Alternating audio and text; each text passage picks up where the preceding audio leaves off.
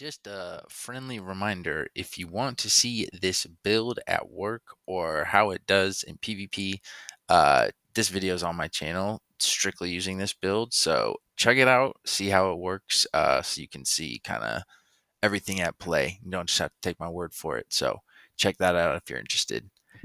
Enjoy the build video. Okay, what's good? It is Bo King bringing you the Boltcaster Build Guide 2025. Let's get into it. So, obviously, Boltcaster Lightning Bow really strong because of the perks on it that magnify your damage entirely, so that things like Brim Glass and Harnessing are just that much more beneficial, because rather than splitting your damage with, like Void and running Void Harnessing, you're only getting half of that benefit. With Boltcaster, you get the full benefit. And then obviously the increase to basic attacks by 20% is something that can definitely be abused with a lot of different weapons. It's super strong. Um, so, very strong weapon. But I guess starting with the Boltcaster, Plague crits, definitely what I would recommend throwing on it. I think there's an argument that you could want Sundering stacks, but I think Plague crits is better because just the damage mitigation with heal cut is so beneficial, because there's so much healing in the game that it kind of outweighs the slight increase to damage when you can get a pretty massive increase to that damage mitigation on them. So super good. Definitely would throw Plague crits.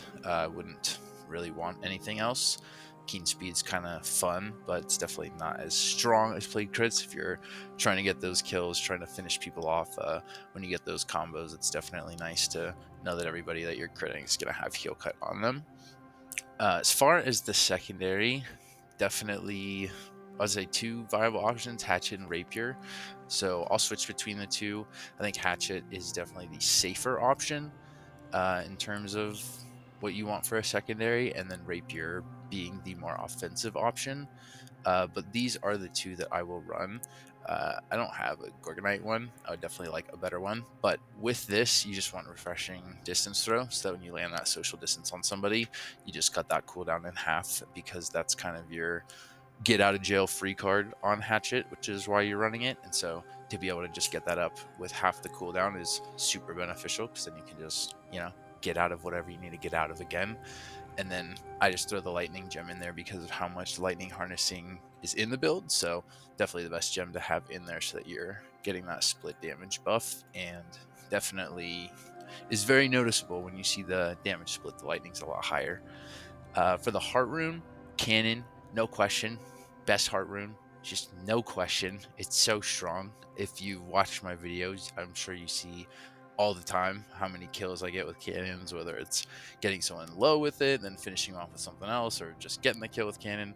It's such a strong heart rune, just because of how, if somebody's blocking, it doesn't matter. You can just hit them through a shield block. Its distance is very good. The uh, what's the word, like the trajectory of the ball is very good on cannon, so it's not like it arcs super hard. You can just basically shoot it like a sniper.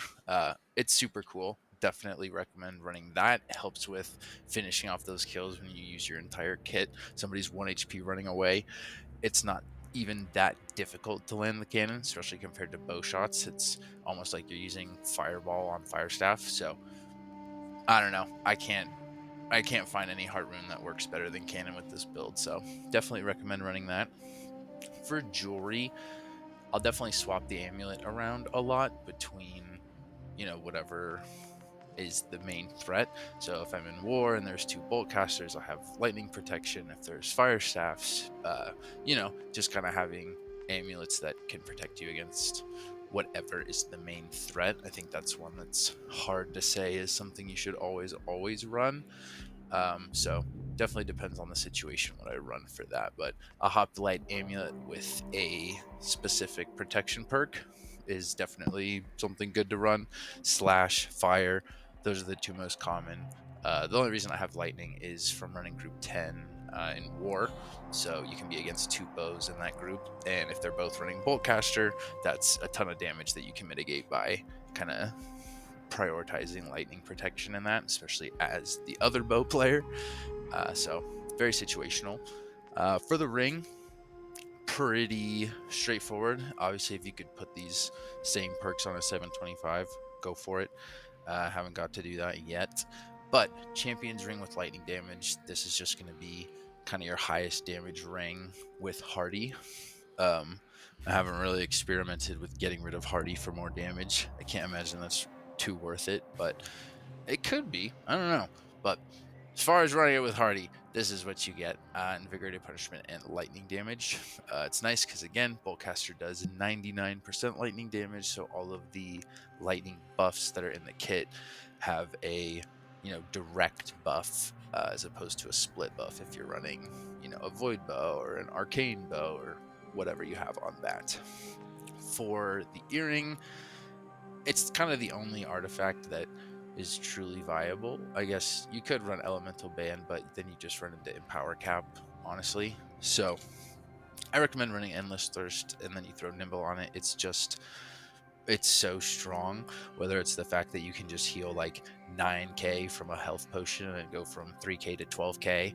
And then on top of that, getting the Empowering Toast and the Fortifying Toast is just so strong because it's really easy to turn fights when you can, not only pop the potion and heal a ridiculous amount, but on top of that, do more damage. And on top of that, you're tankier. I just think it's very strong, and the increased 2 cooldowns, it's just not that big of a deal because you can just cycle through so many potions, whether it's a health potion, a regen potion, and a mana potion. It's really easy to just keep that cycle going, especially when Empowering Toast and Fortifying Toast both last for 8 seconds. By the time those 8 seconds are up and by the time the potion's down, it's pretty easy to just keep things cycling with that. Okay, so as far as the gear, again, a bit situational. Have a couple different things that I can swap into depending on what it is. But if this is just like, your standard OPR PvP build, it's not some hyper specific protection build and just your overall Boltcaster build, this is what I'm running in OPRs or, whatever. For the helmet, I have 2 of the pieces from Iniad because they come stock with Elemental Aversion and Lightning Harnessing, which, honestly are just like 2 incredibly beneficial perks for this build because Elemental Aversion protects you from Fire Staffs, it protects you from Ice Gauntlets, it protects you from Boltcasters, and ranged is obviously the biggest threat when you're playing range most of the time, unless there's some 50 con sword and shield just rushing you. But a lot of the times it's other range players pelting you while you're pelting other people, and it's just that sort of dynamic of combat. So, anyways, I think Elemental Aversion is super nice to have. And then I put Potent Alacrity on both of the pieces. So I can just show both of those right now. The boots and the helmet, they're the exact same perks. Again, come stock with Elemental Aversion and Lightning Harnessing. And then I have Potent Alacrity as the added perk because there's a lot of haste involved in this kit, whether it's Berserk, you're rolling, if I run Evade Shot, things like that, to where just having the extra boost can kind of be the difference maker a lot of the time. So, me personally, I like running haste perks over protection perks because haste perks can give you 100% mitigation from damage. If I'm fast enough to just get away, then you can't touch me. Versus if I have Enchanted Ward and I can't get away and I'm just taking 4% it's, to me, it just seems, especially for this build, to just be able to get away completely rather than indexing more into being tanky. So, anyways, those are the boots and the helmet. I have a lightning gem because, again, for war, if I run this in war, that way I have that protection against the other Boltcaster. So I could switch it to an opal. I probably should switch it to an opal. It just kind of felt a little off meta at the time, so I threw a lightning gem in. But probably should put an opal in that. Anyways, chest piece, featherweight, vital synergy, pretty self-explanatory. Not going to go too into it, but I guess just the benefit of being able to have this much armor and that's without Fortifying Toast. If I pop Fortifying Toast and then check my armor, I have 1500 physical armor and 1400 and change elemental armor. So you are quite tanky When you run 200 con as well on top of it, you're going to get even more. I'm not even spec right, so I'll change my armor and that'll be even higher. So we'll run that back. But regardless, featherweight just keeps you the safest. You get focused a lot as a bow player. You get tanked. You need to be able to tank things at times. You can't just go untouched, even with like the max haste build. Like I've ran it where I'm haste capped and you're running over. Like you still just end up taking damage because of the stuff that's in the game. And so it's nice to just be able to have that overall higher survivability because you're able to output more damage if you're alive. Go figure. So if you want to run something more crazy, like, I mean, I wouldn't call tumblers crazy, but I'm sure you could run tumblers and do a build very similar. But featherweight's just a very blanketed, easy buff to just have on you constantly with this build. Uh, anyways, gauntlets, straightforward. Hoplite gauntlets with rapid shot on them. Rune Glass is lightning, so obviously doing extra lightning damage. I didn't go through that on these other ones, but the helmet has lightning.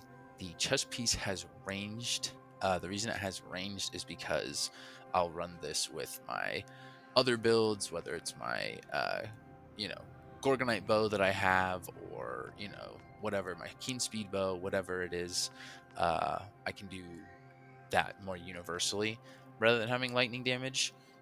So that just makes it that more universal. If I only ran this build, then I would just put lightning rune glass on it. But again, I run it with multiple other kits, so that just makes it more universal for me.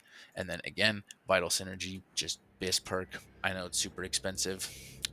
I got I got gifted, got blessed. So, maybe you could get blessed and get it, but definitely a good perk to run.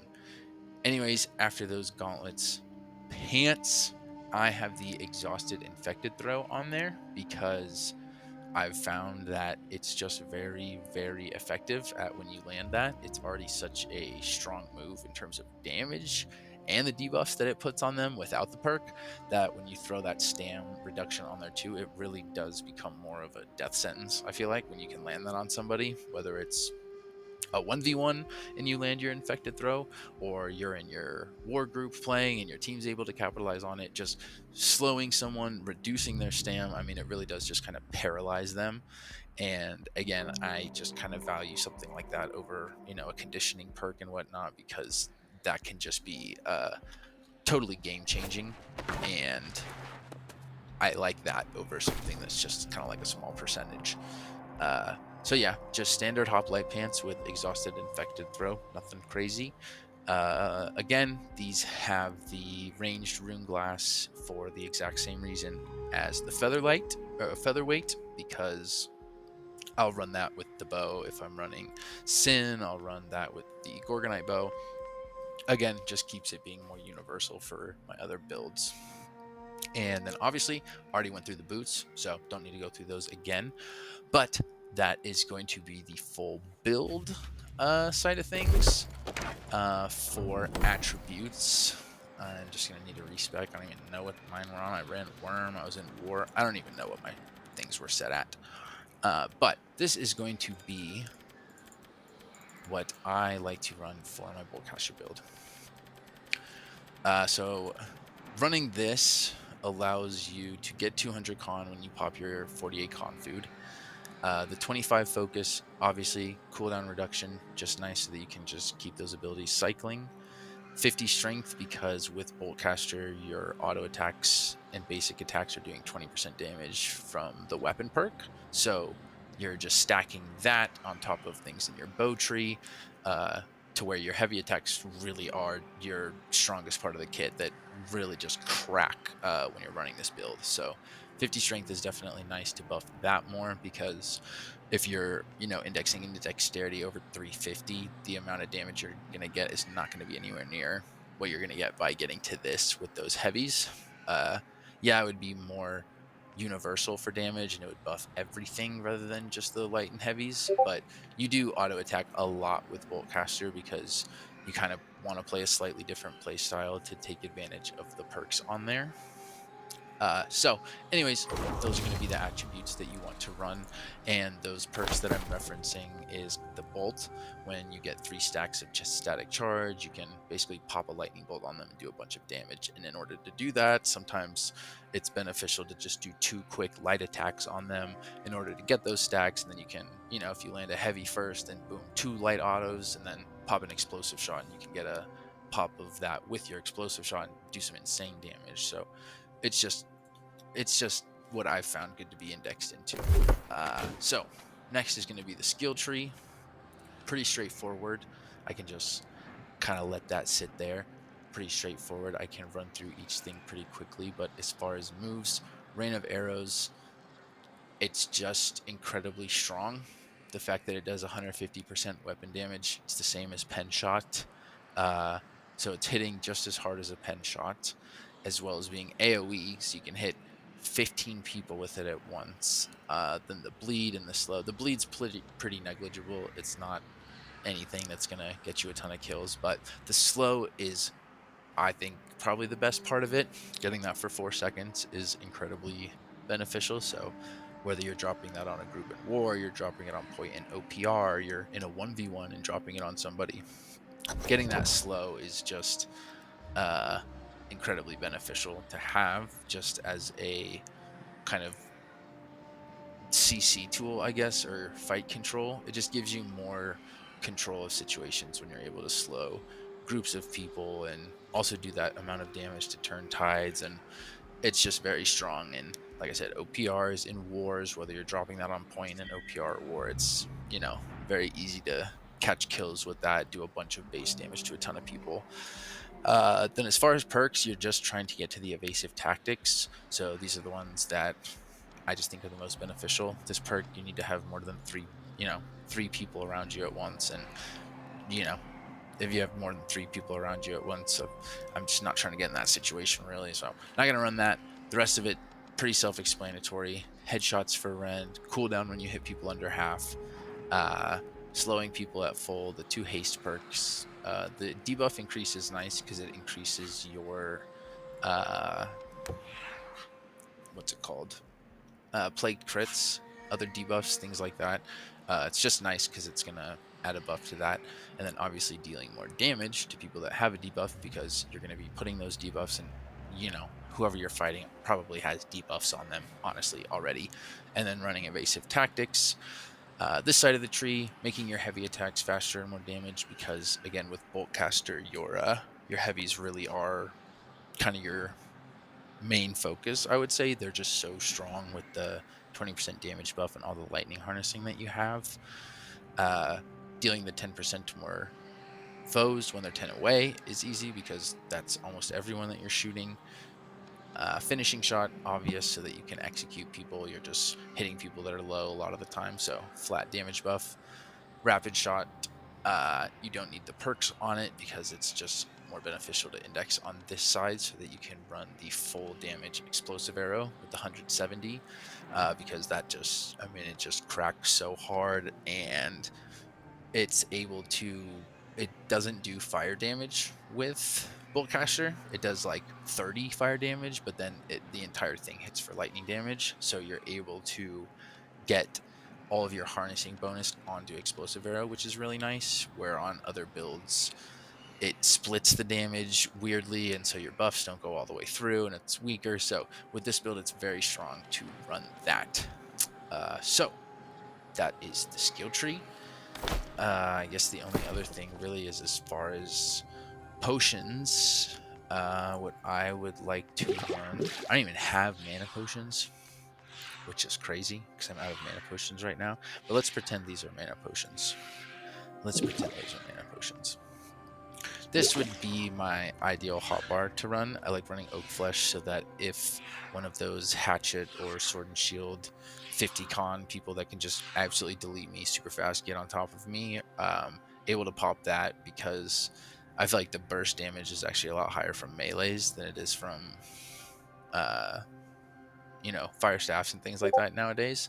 So I like running that, just very strong against things like slash damage, thrust, whether it's a spear combo, things like that. And then again, we're pretending these are mana potions. These are not acid tinctures. With the burst regens and normal regens, it's kind of rare that I need like a massive burst of that 8k 9k type of heal to save me. So with this potion, I'm not sure exactly how much you heal from it with the buffs from endless thirst and things like that, but it's really strong. The regen lasts for a really long time on both the potions, so that once you pop it, you have a benefit for a really long time. And I've just found that I like the regen potions more than the normal ones because a lot of the times you can pop it and it'll just kind of over heal you, quote unquote, where you only needed 4k health and you have to wait the whole cooldown now because you used a health pot that healed 9k when you only needed 4k, whereas the regen lasts for so long where you can pop it, then you take damage later, it's still going, and I just find it has more benefit. So that has been the Boltcaster build. I hope that you have enjoyed. I've got a lot of requests to make this, so I finally dropped it. Felt like a good time, so I hope that you enjoy and whip it up yourself and start knocking people down with your own bows. So this has been Bow King, the Boltcaster build. Appreciate you for tuning in. I will catch you in the next one. Peace out.